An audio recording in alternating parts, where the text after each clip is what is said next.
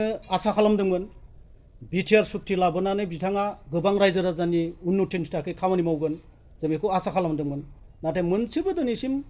मोजां उन्नति जायाखै डेभेलपमेन्ट जायाखै मोनसेबो न'खराव जे माबा मोनसे आसनि मोन्दों बा घरे घरे साखरि होगोन होननानै बिथाङा बुंदोंमोन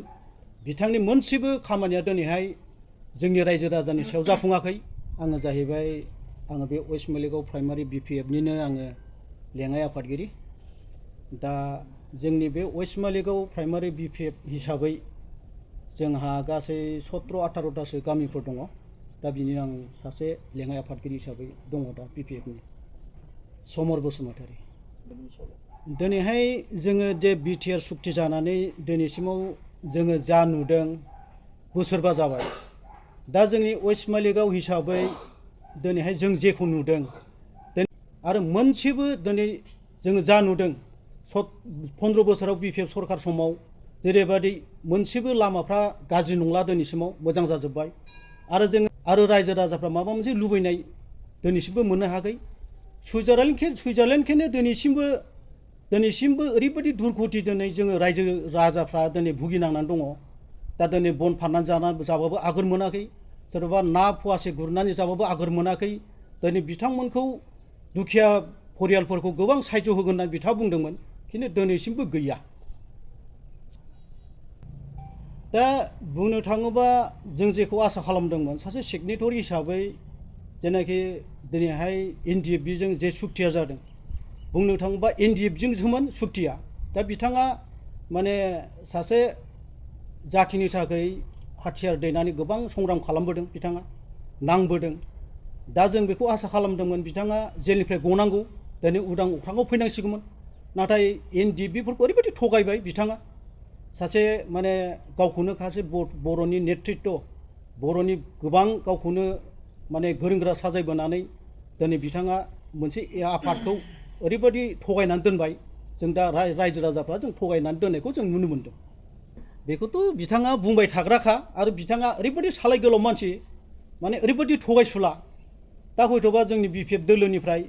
सासेबो एमसिएलए थाया होननाया बे एकदम नंखाय इलेक्सन खाथिबा बिथांमोननि माखासे लिडारफ्रा जोंनि माखासे लिडारफोरजों रायलायगासिनो दङ इलेक्सन खाथिबा बिथांमोनहानो गोबां खहा जागोन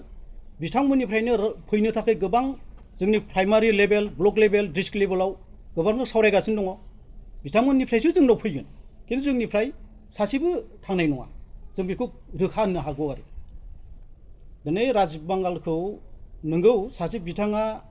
जाथिनि थाखाय गोबां सेक्रिफाइस खालामबोनाय बिथाङाबो सासे लिडार जों मानियो आरो दिनैहाय जोङो वेस्ट मेलेगाव हिसाबै जों मोनसे खोथाखौ बुंगोन जोङो बिथांनि भटआव जों गोबां खस्थ' खालामनानै जोङो बिथांनो जों भट होबोदों रायजो राजाखौ जोङो बिथांनि जानानै जोङो गोबां खामानि मावहोदों बिथांखौ जोङो गोबां जों मानिबोदों नाथाय बिथाङाथ' बिपिएफनि भटजों देरहालांदों दिनैहाय बिथाङा जोंनि भटखौ लानानै दिनै बिजेपिआव थांबाय नाथाय जोङो बिदि सानाखैमोन आसा खालामाखैमोन खिन्थु बिथाङा बिजेपिआव थांदों आरो बिथाङा साननो हागौ माने गोबां बिपिएफनिफ्राय खहा जागासिनो दं खिन्थु जोंनि बिपिएफनिफ्राय सासेबो जों खहा जायाखै दिनै प्राइमारि हिसाबै आरो जोंनि बनग्राव ब्लक हिसाबै जोंहा बिपिएफआ गोबां स्ट्रङैनो दं आरो जोंनिफ्राय सोरबा सासे सानैया थांनो हागौ बे माने गावनि पार्सनेलिटि बेनिफिटनि हिसाबै थांनो हागौ जों बेखौ जेबो साना बिथांमोना जेबो जोंनाव माबा गैया गोहोम गोग्लैया